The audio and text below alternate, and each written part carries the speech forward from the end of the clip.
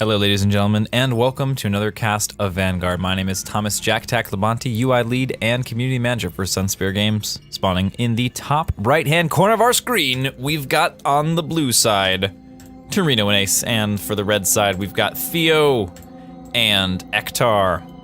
Initial builds are build lists. As you can see in the production tab, nothing's happening.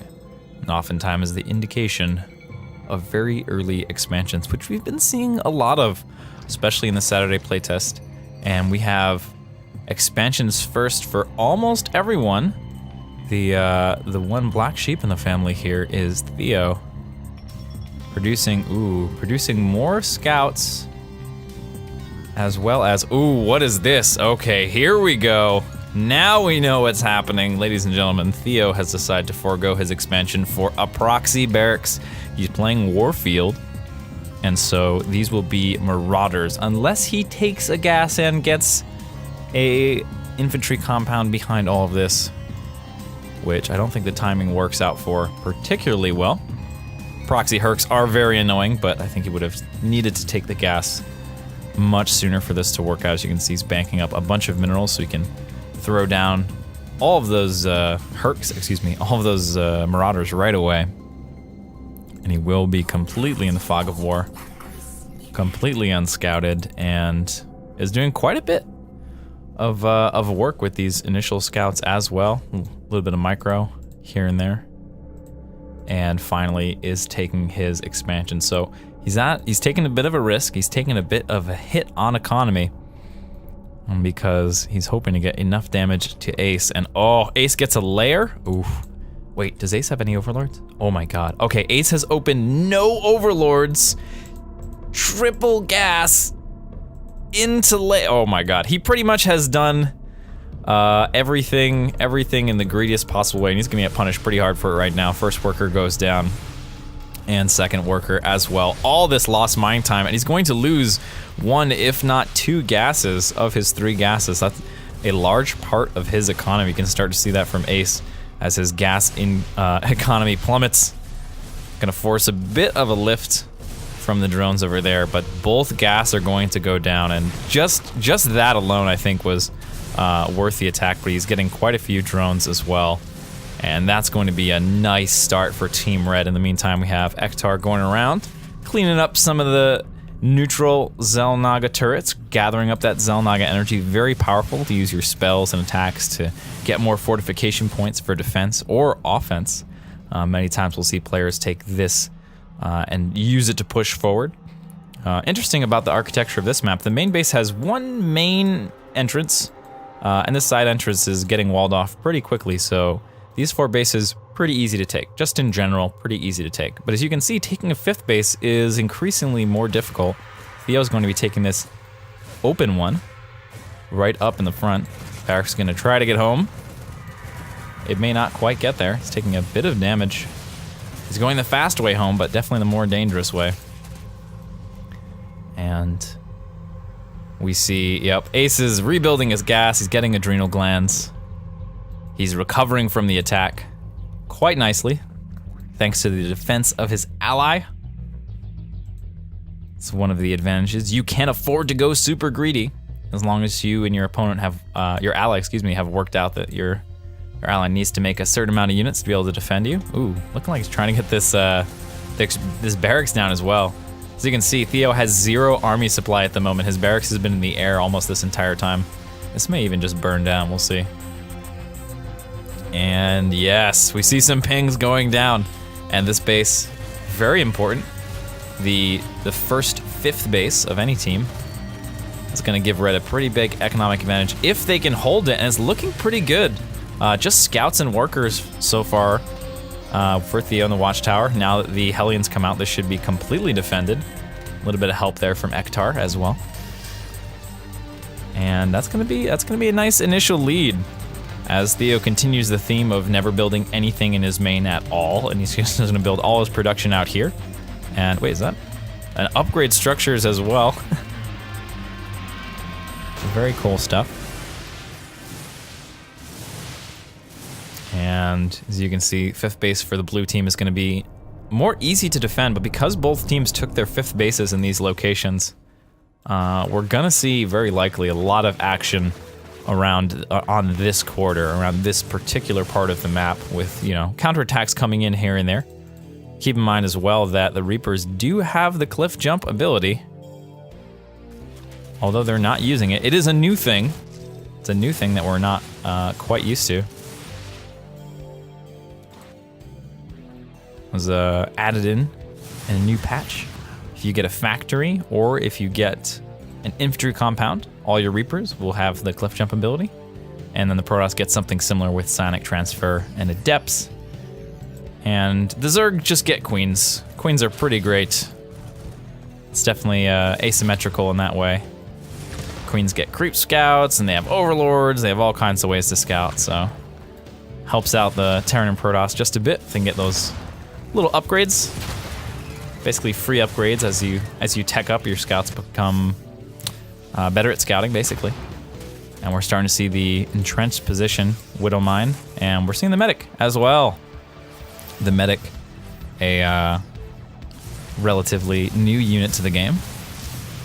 Coming in the past couple of days, we found that the Stim armies of Stim Marauders and Stim Marines were just too powerful. Just too powerful, and they cost no gas, and that really messed up the economy and the economic balance between teams. And so we forced players to have a little bit more gas in their bio compositions by adding the Medic.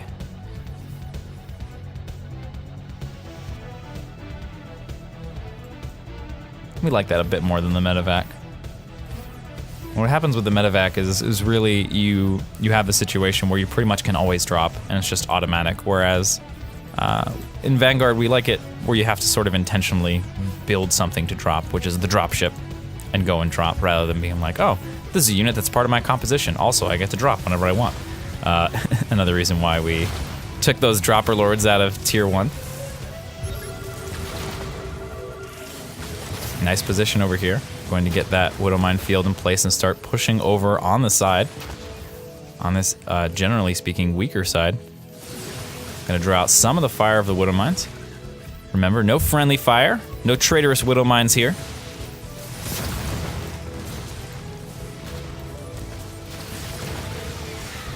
And we'll be able to hold a lot of this position. The Diamondbacks, though, beginning to push in. Very good tool for dealing with these Widowmines, in addition to that scan. It's going to take down almost all of them. And this attack is routed. In the meantime, we've got these Marauders wailing away at this base. We'll see if they take it as we follow the chase. Oh, takes down one Defiler. Lining up to take down a second one. We'll get it. And quick unburrow, reburrow. A bit of Lings to block it off. These Marauders do get cleaned up by the Lurker. Very nicely done, Lurker. 6 kills. A couple of Plagues go off. In the meantime, these 2 Defilers still alive. Very important to keep these high-tech, high-energy units alive. And, ooh, potential flank coming in here. He's killing the rocks for the time being. Might go all the way around. Yeah, here we go. Right on top of these. Oh my god, perfect timing. The reinforcement Diamondbacks are going to protect their Diamondback brethren. Only 2 out of the 4 in the front line go down. We have this sort of stacked lines of Diamondbacks. That is absolutely brutal to deal with. A little bit of pressure on the other side of the map from this Marauder Medic composition is going to help them quite a bit, and actually a few Lings coming to help as well. That's going to leave them very, very vulnerable to this attack. They may just be essentially sacrificing this base, but as a result, maybe to keep the Defilers away. Push is quite slow on both fronts. It looks like he's going to get right on top of this one Defiler, and the second one as well. Third one is burrowed, is visible. They've got to break this position. Looks like the weak point is on this side over here, going to focus down some of these Diamondbacks, get in position, run past with the Zerglings, and it looks like this position is broken. In the meantime, Ling Harass has made it all the way around through these rocks and into a wall. So nothing's gonna happen there. Sorry, Ektar. Sorry. We wanted great Ling run-bys to happen, but the wall is strong. We have this new thing called the Barricade. It's using a supply depot model, but it's not a supply depot. It just functions as a wall. It does not provide supply. And we have the creep colony for Zerg. One of those is actually getting thrown down at the moment. Right there. That produces creep, so that way it's easier to wall in locations, so you don't have to walk creep all the way there. And then we have the Energizer for the Protoss. Oh my god, what a complete mayhem attack over here. Not suggested. Don't let friends walk into Diamondback circles.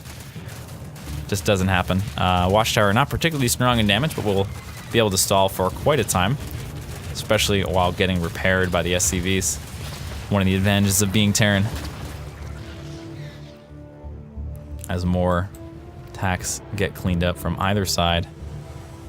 There's really high Diamondback count and factories in general, just not a lot of things that shoot up, and we're starting to see Ace move into, ooh, he's got the Greater Spire. Not only is he building Mutalisks, but similar to Brood War, Mutalisks morph into the tier 3 air siege unit. In this case, not the Guardian, but the Broodlord. So we do have that Broodlord morph, as you can see over in the bottom right corner. Ooh, nice position, getting on top of these Diamondbacks and focusing them down. No retaliation at all, as more artillery strikes from the ghosts of, I believe that is Torino, rain down from the sky. You can see these all got plagued. He's got to keep these units alive. Very precarious situation over here. Not a lot of army. Mutalisk's going to be a little bit out of the fight for a moment. Is he going to be morphing them? It looks like he doesn't quite have the supply yet, so he's going to have to wait. In the meantime, Blue just barely trying to keep this low hit point army alive. Oh, wandering into the circles of death, not suggested. Big attack over here from Red. Got some attempted counterattacks over here by the Mutas. Just kind of hanging out, using the mobility, being where the enemy is not. More Lings as well.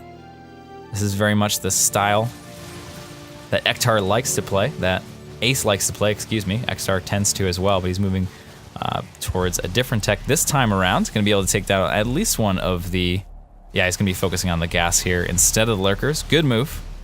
Cutting that gas down, very important. Finally, this engagement over here. Oh no, big move command.